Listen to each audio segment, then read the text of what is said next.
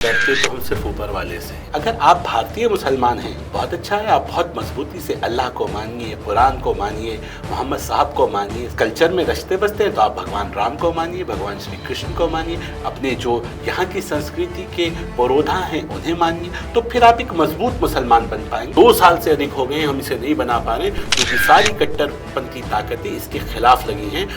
मेरी कम्युनिटी, जिस कम्युनिटी से मैं आता हूँ, एक वो कम पढ़ा लिखी है, तो उसमें रूढ़िवादी लोग ज़्यादा हैं, कट्टरपंथी सोच ज़्यादा है।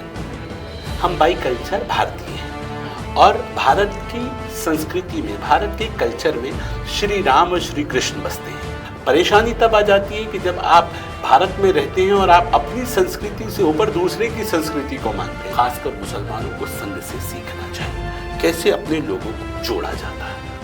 बहुत सारे लोग बिल्कुल नहीं चाहते हैं कि मॉडर्न मदरसे इस प्रदेश में बने। ये लोग लगातार ऑब्जेक्शन, लगातार गाली पोतने के लिए लोग तैयार बैठे। मदरसा बनाने की क्या आवश्यकता है?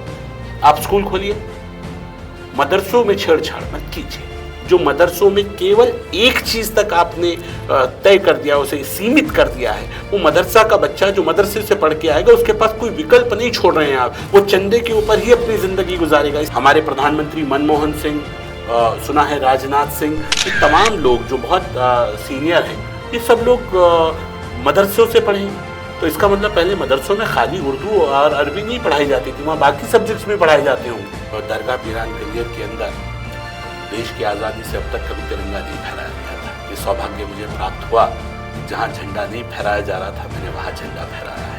नमस्कार, मैं हूं किरण रावत। समाचार फॉर यू के स्टूडियो में आज मौजूद है खास मेहमान वक्फ बोर्ड के चेयरमैन शादाब शम्स जी, जो अक्सर अपने बयानों को लेकर चर्चाओं में रहते हैं। चाहे मदरसों पर संस्कृत का पाठ पढ़ाने का मामला हो या फिर राम का पाठ पढ़ाने का मामला हो या फिर वक्फ की संपत्ति पर नेताओं के कब्जों का मामला हो, इन्हीं सभी मुद्दों पर बेबाकी से अपनी प्रतिक्रिया देने वाले, अपना पक्ष रखने वाले अक्सर लोगों के निशाने पर आ जाते हैं या फिर सवालों के घेरे पर आ जाते हैं। तो चलिए आज की इस खास चर्चा को हमारे खास मेहमान के साथ आगे बढ़ाते हैं। शादाब जी, सबसे पहले तो आपका स्वागत है समाचार फॉर यू के स्टूडियो में। बहुत धन्यवाद किरण जी। शादाब जी, मेरा सबसे पहला सवाल आपसे ये है कि धामी सरकार ने एक नई पहल की है स्कूलों में श्रीमद् भगवत गीता का जो पाठ है पढ़ाने की या फिर इसे बढ़ावा देने की, तो इसे आप किस रूप में देख रहे हैं? मुझे लगता है कि एक पॉजिटिव वे में इसे देखना चाहिए। हम देवभूमि उत्तराखंड है और बचपन से मैं तो कोएड में पढ़ा हूँ, इंग्लिश मीडियम स्कूल में पढ़ा हूँ, तो वहाँ पढ़ते थे जब सुबह की प्रेयर होती थी तो उसमें पढ़ते थे father we thank thee for the night and for the pleasant morning light for rest and food and loving care and all that's make the world so fair. तो इस तरह की सुबह सुबह प्रेयर होती थी। तो फादर कौन? जो फादर होते हैं वो क्रिश्चियनिटी में फादर कह के हम ईश्वर को रिप्रेजेंट करते हैं। तो अगर वो संस्कृत में पढ़ा जाता है तो क्या दिक्कत है? संस्कृत में कोई श्लोक पढ़ा जा रहा है, आखिरकार मैं एज अ मुस्लिम इस बात को कह रहा हूँ, हमने धर्म बदल दिया, अपनी पूजा पद्धति बदल दी, लेकिन क्या हम अपना कल्चर बदल सकते हैं? हम बाई कल्चर भारतीय हैं और भारत की संस्कृति में, भारत के कल्चर में श्री राम और श्री कृष्ण बसते हैं। तो अगर वो जो कल्चर है, वो जो संस्कृति है, अगर आप भारतीय मुसलमान हैं तो आप बहुत अच्छा है, आप बहुत मजबूती से अल्लाह को मानिए, कुरान को मानिए, मोहम्मद साहब को मानिए, सहाबाओं को मानिए और साथ में आप क्योंकि इस कल्चर में रचते बसते हैं तो आप भगवान राम को मानिए, भगवान श्री कृष्ण को मानिए, अपने जो यहाँ की संस्कृति के पुरोधा हैं उन्हें मानिए, तो फिर आप एक मजबूत मुसलमान बन पाएंगे और आपके साथ दिक्कत नहीं होगी। परेशानी तब आ जाती है कि जब आप भारत में रहते हैं और आप अपनी संस्कृति से ऊपर दूसरे की संस्कृति को मानते हैं। आप भारत में रह के कहते हैं कि नहीं वेस्टर्न कल्चर बहुत अच्छा है, आप भारत में रह के कहते हैं कि अरब कल्चर बहुत अच्छा है, आप भारत में रह के कहते हैं कि चीन का कल्चर बहुत अच्छा है, मंगोल का कल्चर अच्छा है, तो आपको औरों के कल्चर पसंद है लेकिन अपना कल्चर पसंद नहीं है। तो ये नहीं होना चाहिए। मेरा मानना है कि आपको अच्छा व्यक्ति वो है जिसको अपनी संस्कृति पर नाज हो, दूसरी की संस्कृति का सम्मान करो, लेकिन अपनी संस्कृति से प्यार करो। उसी प्रकार दूसरे के धर्मों का सम्मान करो, अपने धर्म से प्यार करो। और जब आप अपने धर्म से प्यार करते हुए अपने देश की संस्कृति का सम्मान करेंगे तो आप भारतीय मुसलमान कहलाने में गौरवान्वित महसूस करेंगे। लेकिन जब तक आप अपनी संस्कृति से प्यार नहीं करेंगे, दूसरे की संस्कृति से प्यार करेंगे, तो यही दिक्कत आती है। इसके अलावा कोई दिक्कत थोड़ी है।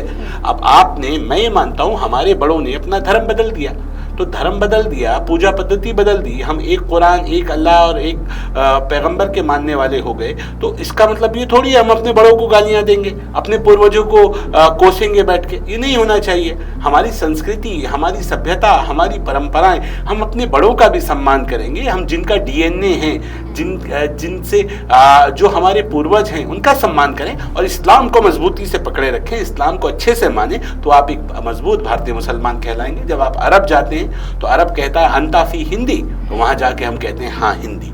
हिंदी मेरी पहचान है। भारत में रहने वाला हर व्यक्ति भारतीय, इंडिया में रहने वाला हर व्यक्ति इंडियन, और हिंदुस्तान में रहने वाला हर व्यक्ति हिंदी या हिंदू। तो हिंदू कोई धर्म नहीं है, हिंदू सभ्यता है। आप एक हिंदू सनातनी हो सकते हैं, आप एक हिंदू सिख हो सकते हैं, आप एक हिंदू क्रिश्चियन हो सकते हैं, आप एक हिंदी या हिंदू मुसलमान हो सकते हैं। और मैं कह रहा हूं कि अपने परंपराओं पर, अपनी संस्कृति पर सबको गर्व होता है, हमें भी गर्व है। और युवा मुख्यमंत्री ने जो ये बात कही है कि आप संस्कृति के 2 श्लोक पढ़ लें, तो इस पे कहीं से कहीं तक किसी को दिक्कत नहीं होनी चाहिए। आज से पहले हम लोग फिजिकल ट्रेनिंग करते थे, स्कूल में पीटी करते थे, PT, left right left, about turn, right turn. अब उसमें बदलाव आया है, अब हमारे यहाँ योग आया है, पूरी दुनिया योग बना रही है, भारत की संस्कृति का लोहा मान रही है। जो फिजिकल एक्टिविटीज योगा में होती हैं, आज पूरी दुनिया योग को शरीर के लिए सबसे ज्यादा महत्वपूर्ण मान रही है। तो मुझे लगता है कि अपनी संस्कृति पे गौरवान्वित महसूस करना चाहिए। अपनी अब फिजिकल ट्रेनिंग की जगह अगर आप योग का एक पार्ट ऐड हो जाए और उसमें बैठ के आप फिजिकल ट्रेनिंग में योग करें, तो मुझे लगता है और 4 चांद लग जाएंगे, आपकी फिजिकल एक्टिविटीज और बेहतर हो जाएंगे। तो आप कहें नहीं यही मेरा कल्चर है कि मैं तो पीटी ही करूंगा और SUPW का जो पीरियड होता है उसमें उसी ट्रैक पे चलूंगा, तो मुझे लगता है कि बेईमानी हो जाएगा। अच्छी बात यह है कि अपनी संस्कृति, अपनी सभ्यता को, उसकी जड़ों को सींचना चाहिए, तब दुनिया में आप विश्वगुरु बनने का जो दावा कर रहे हैं वो पूर्ण होगा। जी शादाब जी, जैसे आपने कहा था कि मदरसों में संस्कृत का पाठ पढ़ाया जाएगा, राम का पाठ पढ़ाया जाएगा, हालांकि आपके समुदाय के लोगों से इसका विरोध भी देखने को मिला था, तो आखिर कहाँ भूल रह गई, कहाँ आप छूट गए कि अब तक मदरसों में ना संस्कृत का पाठ पढ़ाया जा रहा है, ना राम का पाठ पढ़ाया जा रहा है? तो क्या आप किसी से डर रहे हैं, या कांग्रेस के लोग हों या फिर BJP के लोग हों, मतलब कहाँ, या फिर अपने ही समुदाय के लोगों से आप डर रहे हो? इस पर क्या कुछ कहना चाहेंगे? डरते तो हम सिर्फ ऊपर वाले से हैं और उस खुदा के अलावा किसी से डरते नहीं हैं। लेकिन बात यह है कि हाँ परेशानियां हैं। हमने कहा था कि हम मॉडर्न मदरसों में श्री राम को पढ़ाएंगे, और तब हमने ये भी कहा था साथ में कि हम जो मॉडर्न मदरसे हैं उसमें NCERT का सिलेबस लागू करेंगे और उत्तराखंड बोर्ड पढ़ाएंगे। तो उत्तराखंड का आम बच्चा जिस सिलेबस को पढ़ रहा है, मेरा मदरसे का बच्चा भी वही सिलेबस पढ़ेगा। सुबह 8 बजे से 12 बजे तक वो सामान्य ज्ञान जो उत्तराखंड का आम बच्चा, पहाड़ का एक आम बच्चा पढ़ रहा है अपने सामान्य स्कूल में, वही मदरसे का बच्चा भी पढ़ेगा। उसके पीछे का कारण था, मदरसा एक अरबी का शब्द है जिसका हिंदी अनुवाद विद्यालय होता है, इंग्लिश में स्कूल कहते हैं। तो जो स्कूल में बाकी स्कूलों में पढ़ा जा रहा है, मेरा बच्चा क्यों ना पढ़े? तो हमारा मानना है कि शिक्षा का अधिकार, 1 नेशन 1 एजुकेशन, पूरे देश में एक जैसी समान शिक्षा हो। और मैं ये मानता हूं कि हमें कोई दिक्कत नहीं है कि आफ्टर स्कूल हिंदू वेद और पुराण पढ़े, मुसलमान कुरान पढ़े, क्रिश्चियन बाइबल पढ़े, कोई दिक्कत किसी को नहीं है। लेकिन जो मैंडेटरी है, जो आपके स्कूल का सिलेबस है, वो सबको पढ़ना पड़ेगा। तो अब स्कूल के सिलेबस में संस्कृत भी आती है, और जब आप उत्तराखंड शिक्षा परिषद का बोर्ड उठाएंगे तो उसके अंदर श्री राम भी हैं, श्री कृष्ण भी हैं, गुरु नानक देव भी हैं, डॉक्टर बाबा साहब भीमराव अंबेडकर भी हैं, भगवान बुद्ध भी हैं। तो हम पढ़ेंगे ना सबको? तो शादाब जी, मेरा यही सवाल है कि आखिर क्यों अब तक मदरसों में इसकी पैरवी नहीं की गई? पहल कब होगी? मैं ये कह रहा हूँ कि बहुत संघर्ष है। मेरी कम्युनिटी, जिस कम्युनिटी से मैं आता हूँ, एक वो कम पढ़ा लिखी है, तो उसमें रूढ़िवादी लोग ज्यादा हैं, कट्टरपंथी सोच ज्यादा है, और बहुत सारे लोग जो अपने आप को राष्ट्रवादी दिखाने की कोशिश करते हैं, उनके चेहरों पे मत जाइए। उनके चेहरे दिखाने वाले कुछ और हैं और अंदर से लोग बहुत कुछ और हैं।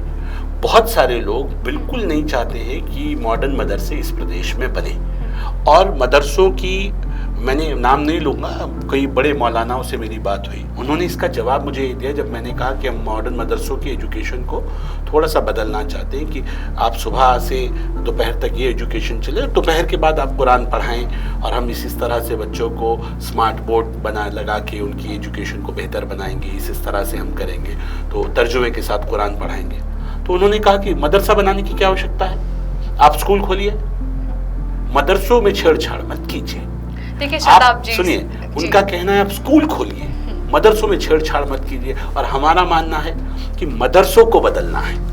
जो मदरसों में केवल एक चीज तक आपने तय कर दिया, उसे सीमित कर दिया है, वो मदरसा का बच्चा जो मदरसे से पढ़ के आएगा उसके पास कोई विकल्प नहीं छोड़ रहे हैं आप कि वो आगे मदरसा ही खोलेगा, वो आगे किसी मस्जिद का इमाम ही बनेगा, वो चंदे के ऊपर ही अपनी जिंदगी गुजारेगा। इसलिए हमने कहा कि इनको बदलना है। मेरा बच्चा जो मॉडर्न मदरसे में पढ़ेगा वो डॉक्टर, इंजीनियर, फिलोसोफर भी बनेगा हाफिज कुरान के साथ साथ। तो उसकी जो उसको जो जीवन जीने के लिए जो पैसा चाहिए वो अलग अलग बिजनेसेस से आएगा। वो धर्म को अपना बिजनेस ना बनाए और केवल वो मदरसा खोल के ही अपनी जिंदगी व्यापन कर सकता है, किसी का इमाम बन के ही मस्जिद का अपनी जिंदगी व्यापन कर उसका पालन पोषण अपने बच्चों का कर सकता है। इस सोच से उन्हें बाहर निकालना है। इसलिए हमने कहा अब जब हम इसमें पॉजिटिव नोट पे चलते हैं तो लोग परेशान हो जाते हैं, नहीं ये नहीं बनने देंगे। और हमने देखा कि किस तरह से डीएम के यहाँ उत्तरा जो वक्फ बोर्ड है, वक्फ बोर्ड ऑटोनोमस बॉडी है।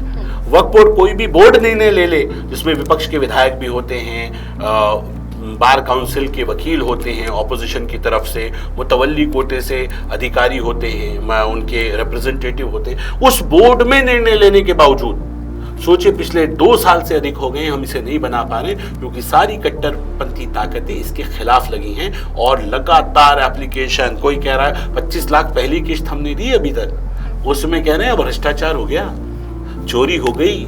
अब वहाँ जहाँ 25 लाख गए हैं वहाँ अगर असेसमेंट उसका करा लेंगे तो मोर देन 45 लाख से ऊपर का काम हो गया होगा। और हमने कह दिया, हमने सरकार को तुरंत लिख के दिया कि असेसमेंट करा लीजिए तो क्लियर हो जाएगा कि कितना खर्च हुआ। हम तो अपने आप को बहुत, हमें मालूम है कि छोटी छोटी सी परेशानी, लोग लगातार ऑब्जेक्शन, लगातार आपके फेस की कालिक पोतने के लिए लोग तैयार बैठे होंगे, तो उससे भी बचना है। और हमें उम्मीद है संघर्ष जरूर होगा लेकिन हम हार नहीं मानेंगे। ये मॉडर्न मदरसा भी बनेगा और देवभूमि उत्तराखंड का देवत्व भी बचा रहेगा।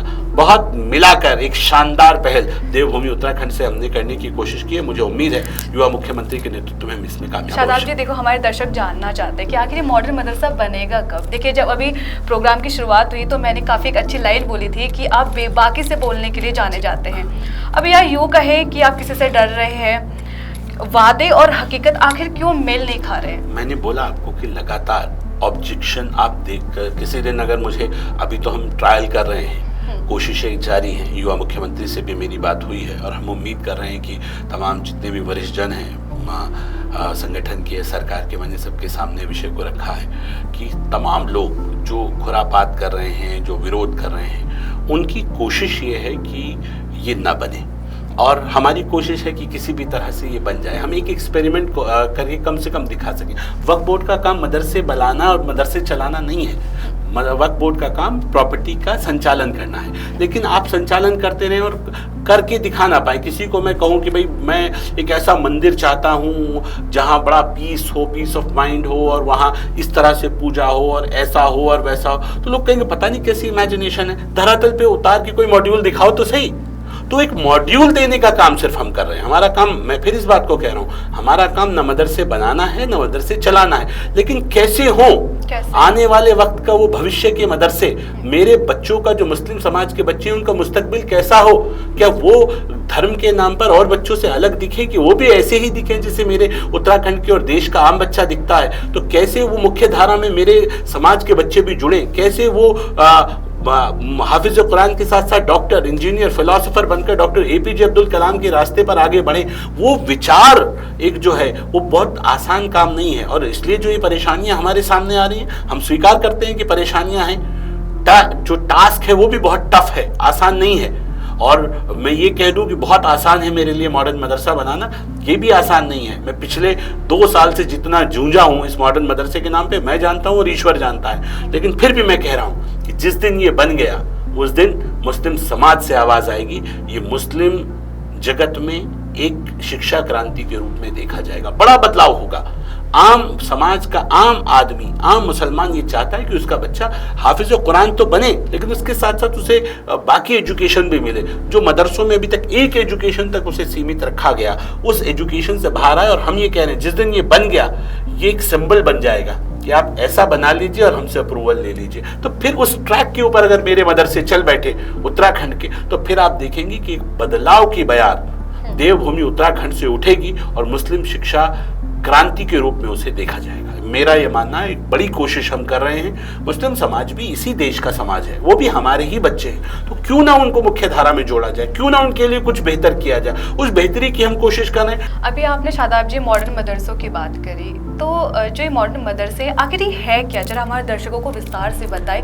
आखिर जो मॉडर्न मदरसे का जो प्रोजेक्ट था, ये कहाँ फेल हो रहा है, आखिर क्यों अपने उस पे पहुंच नहीं पा रहा मुकाम पे, कैसे? हमने सबसे पहली चीज़, हमने 2-3 चीज़ें तय की थी कि मॉडर्न मदरसे में एक तो हम उत्तराखंड बोर्ड पढ़ाएंगे, इंग्लिश मीडियम पैटर्न। दूसरा हमने कहा हम स्मार्ट स्कूल बनाएंगे, स्मार्ट क्लासेस बनाएंगे, और स्मार्ट क्लासेस के ऊपर स्मार्ट बोर्ड लगा के इंटरनेट से जोड़ेंगे। वहाँ CCTV कैमरा होगा, इसके अंदर जो फिजिकल ट्रेनर होंगे वो एक्स आर्मी पर्सन यानी कि रिटायर फौजी को रखेंगे, जो सुबह उठते ही राष्ट्रगान से शुरू करें, जनगण मन से मदरसे की शुरुआत हो। और फिर आफ्टर स्कूल जो मौलाना है वो इसको जिम्मेदारी संभालें, वो बच्चों को कुरान पढ़ाएं। उसमें हमने भी ये कहा कि कुरान को आप तर्जुमे के साथ पढ़ाएंगे, यानी कि उसको ट्रांसलेशन के साथ पढ़ाएंगे, जिससे आम बच्चे की समझ में आए कि उसने क्या पढ़ा है। वो सुभान रब्बी अल अज़ीम का मतलब समझे, वो सुभान रब्बी अल आला का मतलब समझे, तो उसको समझ में आए वो नमाज में क्या पढ़ रहा है, वो कुरान में क्या पढ़ रहा है। ऐसा नहीं है कि पढ़े कुछ और किसी बता कुछ और रहा है। तो ये अल्लाह का जो इस्लाम है, अल्लाह का इस्लाम बन के रहे, मुल्ला का इस्लाम ना बने। उसलिए हमने तय किया कि इसके अंदर जो बेहतर हो सकता है, बेस्ट टू बेस्ट, आज मॉडर्न के हिसाब से, क्योंकि हमने कहा जब मॉडर्न एजुकेशन की हम बात कर रहे हैं, मॉडर्न क्लासरूम बना रहे हैं, तो बच्चे की ड्रेस भी मॉडर्न होगी। वो नीचे बैठ के नहीं पढ़ेगा, वो भी टेबल और चेयर पे बैठ के पढ़ेगा। उसके पास भी प्रॉपर ड्रेस होगी, बेटियों के पास भी प्रॉपर ड्रेस होगी, और मेरी बेटियां भी बेटों के साथ तालमेल बिठा के पढ़ेंगी। तो मुझे लगता है कि जब वो अपर सेक्शन में आएंगी तब उनकी क्लासेस को हम अलग अलग करेंगे, लेकिन नीचे छोटी क्लासेस में बेटे और बेटियां दोनों साथ में पढ़ेंगे, और वो इंटरनेट के ऊपर सब कुछ समझ पाएंगे। जो मोदी जी ने सपना देखा था, एक हाथ में कुरान और मुस्लिम बच्चों के दूसरे हाथ में लैपटॉप हो, तो वो हम देवभूमि उत्तराखंड से साकार करना चाहते हैं। हमारा मानना है कि अब जब आप इतनी बड़ी सोच लेके जा रहे हैं, तो सवाल उठता है खर्च कौन बेयर करेगा। तो हमने कहा खर्च वक्फ बोर्ड बेयर करेगा, क्योंकि वक्फ बोर्ड के पास संपत्तियां हैं, वक्फ बोर्ड के पास इनकम है। इस पैसे को, वक्फ बोर्ड के पैसे को बच्चों की एजुकेशन पे लगाओ, और बच्चों को एजुकेट करके, जब आप मेरे बच्चों को, जैसे हमने कहा मॉडर्न मदरसा बनाएंगे, तो हमने साथ में कहा कि हम इसमें संस्कृत पढ़ाएंगे, तो हम साथ में अरबी भी पढ़ाएंगे, अरबिक स्पीकिंग बनाएंगे बच्चों को। जब मेरा बच्चा 12th करने के बाद, कंप्यूटर सीखने के बाद, जब वो कुछ करना चाहेगा, तो अरब में उसके लिए नौकरी के रास्ते खुले हुए मिलेंगे। वो अरबी जो बोलता होगा तो अरब में जाएगा, तो दूसरा अकाउंटेंट जो पाकिस्तान या बांग्लादेश या दूसरे किसी कंट्री से वहाँ जाएगा, उससे बेहतर वो कहेंगे कि अरबिक स्पीकिंग बच्चा जो हमारे इंडिया से आ रहा है, इसको हम पहले प्रायोरिटी पे देते हैं। तो जिस बच्चे को इंडिया में सैलरी 20,000 25,000 मिलेगी, उसको वहाँ 1 लाख सैलरी मिलेगी, क्योंकि वह अरबिक स्पीकिंग होगा, वो जल्दी से अरबों की भाषा को समझेगा, और वहां से वो पैसे को कमाएगा और भारत को भेजेगा, और भारत में अपने परिवार के पास भेजेगा, तो देश की इकोनॉमी बूस्ट करेगी, देश को ताकत मिलेगी। तो मेरा बच्चा यहाँ लायबिलिटी भी नहीं बनेगा, वो अरब में जाके नौकरियां करेगा और वहां से फंड्स को भेजेगा। जिनको यहाँ नंबर आ जाएगा वो यहाँ कर लेंगे। फिर दूसरा हमारा ट्रैक था कि हम इसके बाद, अगर ये हमारा प्रोजेक्ट कामयाब हो जाता है, इसके बाद हम इंजीनियरिंग कॉलेज खोलेंगे, जैसे इंजीनियरिंग इन कारपेंटरिंग। जैसे हमारे बच्चे होते हैं, उनका पैतृक काम वुड वर्क करना है, तो उनको काम आता है, और वो 10th 12th के बाद अगर उनको आप उसमें इंजीनियरिंग का लक़ब दे देंगे, तो वो अपने काम में और मास्टर हो जाएंगे और उनको भी अपने प्रोफेशन में काम करते हुए और अच्छा लगेगा, और उसको हम टेक्निकल तौर पर यूज करते हुए उसे बहुत बेहतर स्किल्ड करते हुए हम उनको विदेशों में भेज के उनको बेहतर जॉब्स हम वहां दिला पाएंगे। तो इस तरह की हमने प्लानिंग की थी कि अलग अलग बेटियों के लिए हम क्या बेहतर कर सकते हैं, बच्चों के लिए क्या बेहतर कर सकते हैं। भारतीय संस्कृति को आप अपनाते हुए, देवभूमि के देवत्व को बचाते हुए आप मदरसा एजुकेशन को एक स्कूल एजुकेशन मानते हुए आप आगे बढ़ें, तो मैं ये कह रहा हूं कि आप एक बहुत शानदार मुसलमान बन सकते हैं। कि भारत का मुसलमान दुनिया के तमाम मुसलमानों से सर्वश्रेष्ठ कैसे बन सकता है, वो एक छोटी सी नज़ीर आपको मॉडर्न मदरसे से निकलकर दिखाई दी जा सकती है। तो हमने एक बड़े विजन के साथ, जिसका नाम हमने डॉक्टर APJ अब्दुल कलाम साहब के नाम पे रखा कि तन समर्पित, मन समर्पित और ये जीवन समर्पित। ये समर्पण का भाव कि देश के लिए, मातृभूमि के लिए, माँ भारती के लिए सबका सर्वोच्च न्यौछावर कर देंगे, ताकत के साथ देश के साथ खड़े होकर मिलेंगे। मेरी प्रायोरिटी सबसे पहले मेरा देश होना चाहिए। हुब्बुल वतनी निफ्सुल ईमान, वतन से मोहब्बत ईमान का एक बड़ा हिस्सा है। ये बच्चों को सिखाया जाए, ना कि उसको जिहाद की लाइनों को समझाकर देश के खिलाफ भड़काने की कोशिशें की जाएं। उस सोच से अपने बच्चों को बचाना है। वो तब हो पाएगा जब मेरे बच्चे अरबी को समझकर कुरान के जुज को समझेंगे, कुरान की ट्रांसलेशन को समझेंगे। और मैं ये मानता हूँ कि कुछ मौलानाओं को छोड़ दिया जाए जो कट्टरपंथी हैं, तो इस देश के अंदर राष्ट्रवादी मुसलमान हैं, राष्ट्रवादी मौलाना भी हैं। उनको दिखाइए कि हम ऐसा मुसलमान चाहते हैं। अब जैसे मेरा ऑब्जेक्शन है ये, मैंने कई मुस्लिम उलमाओं से, मुस्लिम धर्मगुरुओं से मैं बात करता हूँ कि आखिर क्या हुआ कि हमने मदरसों के अंदर जो मुल्क के ऊपर जो तराने लिखे जाते थे पहले, मुल्क से मोहब्बत के तराने, वो कहाँ गायब हो गए। तो कहीं ना कहीं कुछ बदलाव तो, कुछ गड़बड़ियां तो हुई हैं। उससे पहले आप देखिए, अगर आप बड़े लोगों को सुने तो मिल्खा सिंह, हमारे प्रधानमंत्री मनमोहन सिंह, सुना है राजनाथ सिंह, ये तमाम लोग जो बहुत सीनियर हैं, ये सब लोग मदरसों से पढ़े हैं। तो इसका मतलब पहले मदरसों में खाली उर्दू और अरबी नहीं पढ़ाई जाती थी, वहाँ बाकी सब्जेक्ट्स भी पढ़ाए जाते होंगे।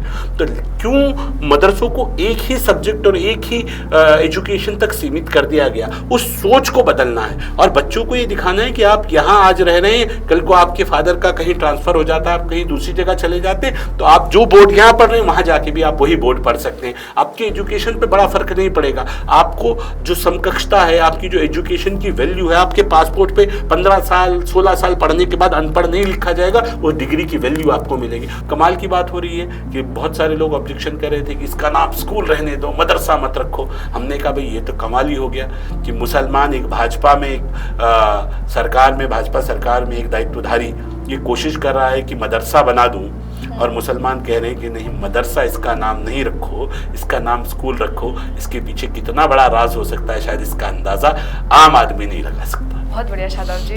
जैसे शादाब जी, जैसे कि जो बात आप बोलते हैं वो आप करते भी हैं, तो भी एक अपनी मतलब ऐसी कोई उपलब्धियां बताइए जो आपने पूरी की हो अब तक। देखिए, मेरा मानना है कि मैं लगातार कोशिश तो बहुत ईमानदारी से हम कर रहे हैं, लेकिन हमारी बदकिस्मती ये मान लीजिए कि जब मैं वक्फ बोर्ड का चेयरमैन बना उसके बाद, देखिए आप यहाँ कोशिशें कर रहे हैं, वहाँ एक तरफ CM धामी ने स्कूलों में श्रीमद् भगवत गीता पढ़ा दी है, तो अच्छी बात है। हम ये कह रहे हैं कि हमारी कोशिश जो रही वो ये रही कि हमने ICICI फाउंडेशन से कोलैबोरेशन किया और कई सौ बच्चों को अपने वहाँ से ट्रेनिंग दिला के उनको जॉब पे भेजा। मुस्लिम बच्चों को आपने स्पेशल कहा कि हमारे बच्चे को स्किल करते हैं, आप इनको जॉब करा दीजिए, तो हमने उनके साथ MOU साइन करते हुए आगे बढ़े। तो पहली बार क्योंकि कलियर भी वक्फ बोर्ड में आता है, भले ही उसका चार्ज अभी DM हरिद्वार के पास है, लेकिन क्योंकि वक्फ बोर्ड की संपत्ति है, तो हमने वहाँ अधिकारियों के साथ मिलकर पहली बार उर्स के मौके पर जो मेला लगता है, वहाँ पर हमने राष्ट्रवादी विचारधारा से ओतप्रोत सर्वधर्म संभाव के कार्यक्रम कराए, जिसमें हमने ऋषि मुनियों को बुलाया, सारे धर्म गुरुओं को बुलाया, राष्ट्रीय गान से उसकी शुरुआत की गई मेले की, और एक संदेश दिया गया कि यहाँ हम सब लोग एक हैं। शायद मैं वो सौभाग्यशाली व्यक्ति हूँ कि दरगाह पीरान कलियर के अंदर देश की आज़ादी से अब तक कभी तिरंगा नहीं फहराया गया था। तो मुझे पिछली बार 26 जनवरी और 15 अगस्त पे भी ये सौभाग्य मुझे प्राप्त हुआ कि जहाँ झंडा नहीं फहराया जा रहा था, मैंने वहाँ झंडा फहराया है। जॉइंट मजिस्ट्रेट और हम लोग सब लोग वहाँ मौजूद रहे। तो हम कोशिश कर रहे हैं लगातार ये कोशिश हमने की कि हमारे यहाँ पीरान कलियर में ज़ायरीन आते हैं पाकिस्तान से, तो मैं थोड़ा सा क्यों ज़्यादा ये आप कह सकते हैं कि राष्ट्रवादी विचार से ओतप्रोत हूँ, तो मुझे पाकिस्तान के लोग बहुत ज़्यादा अच्छे नहीं लगते। मैं माफ़ी के साथ कह रहा हूँ कि मुझे लगता है कि वो जो देश हमारे खिलाफ़ लगातार षड्यंत्र करता हो, जो देश हमारा शत्रु देश हो, जो मेरे सैनिकों को मारता हो, उसके साथ मुझे बात करते हुए थोड़ा सा तकलीफ़ होती है। लेकिन क्योंकि मैं वक्फ बोर्ड का चेयरमैन बना तो ये तय हुआ कि पाकिस्तान से ज़ायरीन आ रहे हैं तो उनका स्वागत करना पड़ता है, एज अ चेयरमैन आपको उनसे मिलना होता है। तो अब हमने कहा तो बड़ा टफ टास्क दे दिया है, मिलना भी पड़ेगा। तो हमने कहा कि चलिए हम उनसे आते हुए तो नहीं मिल रहे हैं, लेकिन जब वो जा रहे होंगे कम से कम जाते हुए ज़रूर मिलेंगे। तो हम जाते हुए उनसे मिले, तो हमने उनको रिटर्न गिफ्ट के तौर पे उस वक्त श्रीमद् भगवद गीता, गंगा जली और रुद्राक्ष की माला हमने उन्हें भेंट की, भगवा अंगवस्त्र भेंट किया, और हमने उनको कहा कि श्रीमद् भगवद गीता का हिंदी, संस्कृत और इंग्लिश संस्करण हमने उन्हें दिया, क्योंकि पाकिस्तान के अंदर उर्दू पढ़ाई जाती है, केवल वहाँ हिंदी नहीं पढ़ाई जाती। तो हमने कहा कि हम आपकी आस्था का सम्मान कर रहे हैं, आप यहाँ आए, आपकी ठीक सेवा यहाँ हुई, आपको किसी तरह की तकलीफ़ नहीं हुई, लेकिन हम ये भी चाहते हैं कि हम देवभूमि उत्तराखंड है, जो 150 करोड़ सनातन प्रेमियों की आध्यात्मिक राजधानी है, उसकी धर्मनगरी हरिद्वार है, तो यहाँ से आप एक संदेश लेके जाएं। हम आपको कासिद बना के भेज रहे हैं। हमारा ये तोहफा जो हम आपको अपनी इज्जत के रूप में दे रहे हैं, आप हमारे जो पुरोहित हैं मंदिरों के पाकिस्तान में, उन्हें ये भेंट स्वरूप हमारी ओर से पेश करना कि ये 150 करोड़ सनातन प्रेमियों की आध्यात्मिक राजधानी देवभूमि उत्तराखंड से उनकी तरफ से वक्फ बोर्ड चेयरमैन शादाब शम्स ने आपके लिए तोहफा भेजा है, श्रीमद् भगवद गीता, गंगा जली और रुद्राक्ष की माला। और मैंने उनसे कहा कि हमें खुशी होगी कि आप इसके वीडियोस बना के भी हमें वहाँ से भेजें, वहाँ के लोगों को भी एहसास हो, आपको भी एहसास हो कि अगर आप वहाँ सनातन धर्म के मानने वाले हमारे हिंदू भाइयों की आस्था का सम्मान करेंगे तो यहाँ हम आपकी आस्था का सम्मान भी करेंगे, क्योंकि मोहब्बत गिव एंड टेक की रिलेशनशिप है। आप मोहब्बत देंगे तो बदले में मोहब्बत आपको मिलेगी, आप नफरत बांटेंगे तो आप हमसे मोहब्बत की उम्मीद ना करें। वो हमने एक ईमानदार कोशिश की कि कुछ बदलाव आए, लेकिन दिक्कत ये है कि हमारे लोग, वहाँ के लोगों को तो जो दिक्कत होगी, हमारे वालों को जो हिंदुस्तान में रहते हैं, यहाँ के सज्जादे, यहाँ के लोग, यहाँ के मुस्लिम नेता, उनको ज़्यादा पेट में दर्द होना शुरू हो जाता है। जी कैसे दे रहे हो, वो दरगाह पे आए हैं, वो मुसलमान हैं, आप उन्हें श्रीमद् भगवद गीता दे रहे हैं, गंगा जली दे रहे हैं, रुद्राक्ष दे रहे हैं, भगवा वस्त्र दे रहे हैं, ये आप अन्याय कर रहे हैं उन लोगों के साथ। तो उनसे ज़्यादा तकलीफ तो यहाँ वालों को हो रही है। तो ये जो यहाँ जयचंद बैठे हैं, इनसे दिक्कत है। वो तो है ही दुश्मन, वो तो खुला दुश्मन है, लेकिन इन जयचंदों से भी बहुत दिक्कत है, क्योंकि ये लोग नहीं चाहते कि हम एक साथ चीज़ों को जोड़ें। और मुझे लगता है कि जो नफ़रत की दुकानें हैं, अगर उन नफ़रत की दुकानों को बंद करना है तो आपको प्यार के साथ चीज़ों को बेहतर करना पड़ेगा। और नफ़रतें नफ़रतों से नहीं मिटाई जा सकती, नफ़रतें प्यार से मिटाई जा सकती हैं। जो भ्रष्टाचार हैं वक्फ बोर्ड में, इनको दूर करना है। अब 2 साल से तो पिछले यही चल रहा है, नया अमेंडमेंट आ गया है और उसको उम्मीद का नाम दिया है। अब गरीबों का जो हक है वो गरीबों को मिल पाएगा। और प्रधानमंत्री मोदी जी का मैं धन्यवाद करता हूँ, बहुत ईमानदार कोशिश उन्होंने की। मेरे केंद्रीय मंत्री किरण रिजिजू जी ने जिस तरह से ताकत के साथ खड़े होके, और उनके पीछे अमित शाह जी ताकत से हमने पार्लियामेंट में उनको लड़ते हुए देखा। सब चाहते हैं कि देश के मुसलमान को मुख्य धारा में जोड़ा जाए और उसके जो एसेट्स हैं उनका उपयोग करते हुए कि सरकार के ऊपर ज़्यादा बर्डन ना पड़े, उस समाज के लिए बेहतर किया जाए। तो लेकिन उसके ऊपर भी हम देख रहे हैं कि जो वक्फ माफिया है, जो वक्फ के लुटेरे हैं, वो कैसे मातम करते घूम रहे हैं। उनको लगता है कि हमारी दुकानें बंद हो जाएंगी अगर मुस्लिम समाज भी हमसे छिटक गया, क्योंकि अब उनके पास कुछ बचा नहीं है, केवल ये तो बचा कुचा मुसलमान ही बचा है। तो अभी इसकी राजनीति भी अगर समाप्त हो गई तो फिर कौन है जिसको वो गुमराह कर पाएंगे। वक्त और हालात बदल रहे हैं, तो बहुत पॉजिटिव नोट के साथ हम काम कर रहे हैं। ज़बान हमारे लोगों की ख़राब हो सकती है, लेकिन दिल खराब नहीं हो सकता। शादाब जी, जाते जाते एक और सवाल, आप हमारे हिंदू भाइयों, हिंदू मुस्लिम भाइयों को क्या कुछ संदेश देना चाहेंगे जिससे कि उनका आपस का प्यार बना रहे? देखिए, मैं हमेशा ये कहता हूँ कि ह से हिंदू होता है, म से मुसलमान होता है, दोनों को जोड़ दिया जाए तो हम होता है और ये देश हमसे चलेगा। इसके बारे में एक शायर ने खूब कहा, ए आबिरूद गंगा वो दिन है याद तुझको, जब उतरा तेरे किनारे वो कारवां हमारा। मजहब नहीं सिखाता आपस में बैर रखना, हिंदी है हम वतन है हिंदुस्तां हमारा। यूनान मिस्र रोमो सब मिट गए जहाँ से, अब तक मगर है बाकी नामो निशा हमारा।